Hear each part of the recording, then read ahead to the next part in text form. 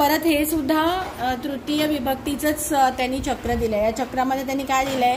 अधोलेखितम वृत्तचित्रम पश्यत उदाहरणानुसार कौशक गते शब्दे उचित वाक्यानी रचयता. म्हणजे काय, याचा अर्थ काय की या कोष्टकात त्यांनी शब्द दिले आहेत आणि ते उदाहरण बनवलंय.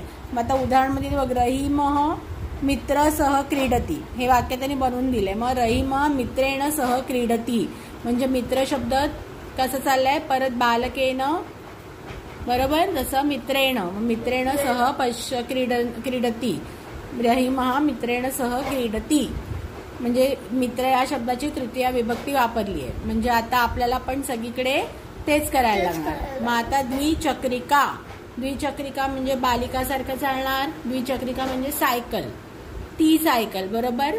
मग बालिकाला आपण काय म्हणतो?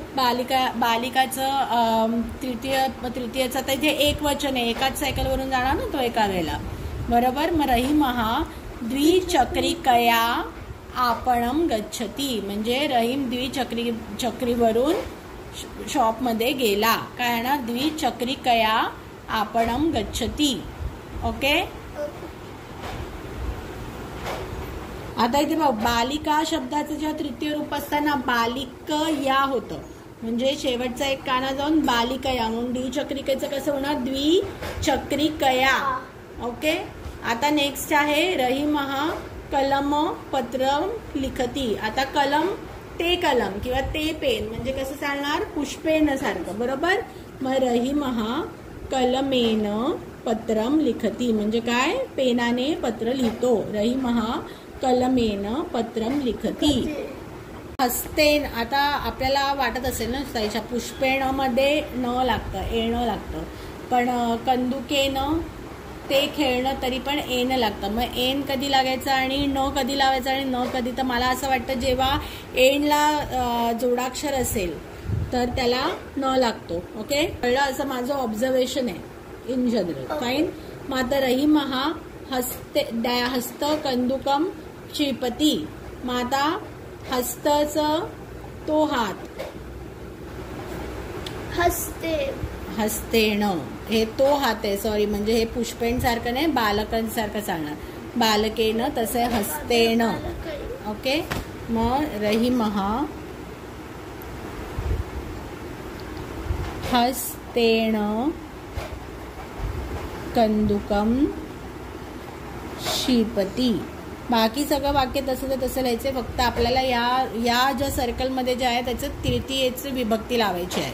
मग आता रहीमः नौका जलविहारम करोती. नौका शब्द काय आहे?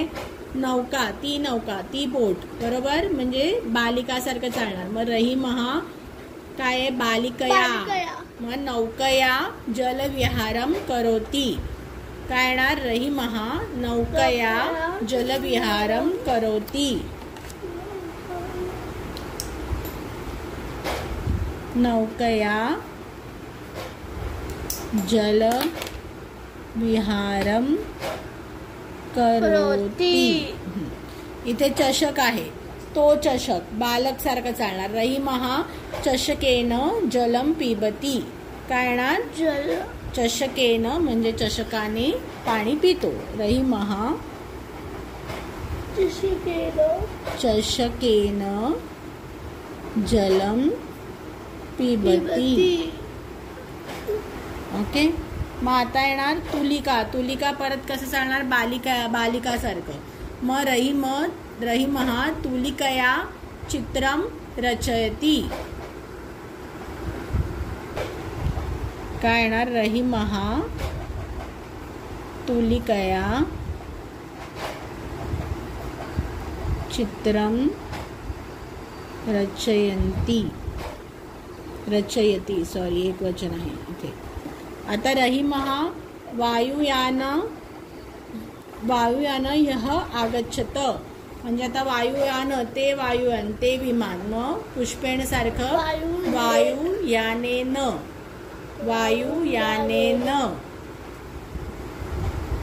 रहीमः वायुयानेन यह आगच्छत. ओके, म्हणजे इथे सगळीकडे या चॅप्टरमध्ये तृतीया विभक्ती कशी करायची हे शिकवलेलं आहे. परत सांग तृतीयेचा बालक शब्द कसा चालतो? बालकेन, बालकाभ्याम, बालकेहे. परत सांग बालकेन, बालकाभ्याम, बालकेहे. पुष्प पण सेमच चालतं. पुष्पेण, पुष्पाभ्याम, पुष्पेहे. पुष्पेण, पुष्पाभ्याम, पुष्पेहे. आणि बालिका चालतो बालिकया, बालिकाभ्याम, बालिकाभिः. मगाशी तृतीय विभक्ती झाली. आता इथे परत यांनी चतुर्थी विभक्ती दिली आहे. काय लिहिलंय? कौष्टकात उचित पदप्रयोगेण रिक्त स्थानाने पुरी येतात. धनिक डॅश धनम ददाती, म्हणजे धनिक कोणासाठी धन देतो? निर्धनाय, निर्धनासाठी धन देतो. बाल हा डॅश विद्यालयम गच्छति, मग कशासाठी जातात? शाळेत शिकण्यासाठी, म्हणून येणार पठनाय. बाल हा पठनाय विद्यालयम गच्छति. सज्जनः डॅश जीवंती, म्हणजे सज्जन कशासाठी जगतात? परोपकार करण्यासाठी, साठी, च्या करिता, याच्यासाठी चतुर्थी विभक्ती वापरली जाते. मग सज्जनाय परोपकाराय जीवंती. प्रधानाचार्य पारितोषिकम यच्छति. आता इथे एकाच मुलाला आहे का? नाही. मग आपल्याला चतुर्थी विभक्ती पण आली पाहिजे. आणि मग काय आहे? बालकची चतुर्थी विभक्ती काय आहे? बालिका काय आहे? आणि पुष्पेण काय आहे? सांग बालकची काय आहे? बालक शब्द चतुर्थी विभक्तीचा कसा चालतो? बालकाय, बालकाभ्याम. हे सगळे शब्द पाठ असल्याशिवाय संस्कृत येणार नाही. हे पाठच करायला लागणार. बालकेभ्यः. पुष्प सेमच चालतो. पुष्पाय, पुष्पाभ्याम, पुष्पेभ्यः. बालिका थोडा वेगळा चालतो. काय चालतो? बालिके चालतो बालिकायै, बालिकाभ्याम, बालिकाभ्यः.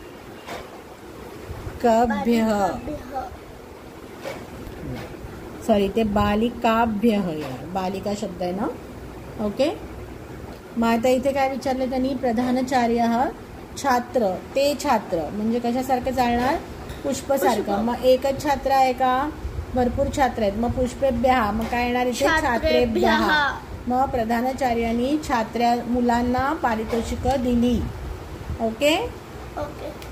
डॅश नमः, मग आता कोणाला नमः? शिक्षकाय नमः, शिक्षकांना नमस्कार असो. कळलं? ओके. मग बोलताना आपण शिक्षकांसाठी नमस्कार असं नाही म्हणत, शिक्षकांना नमस्कार असो. श्री गणेशाय नमः आपण असं म्हणतो ना, म्हणून चतुर्थी विभक्ती लागते. म्हणजे या धड्यामध्ये आपण तृतीय आणि चतुर्थी विभक्ती शिकलेलो आहोत. ओके.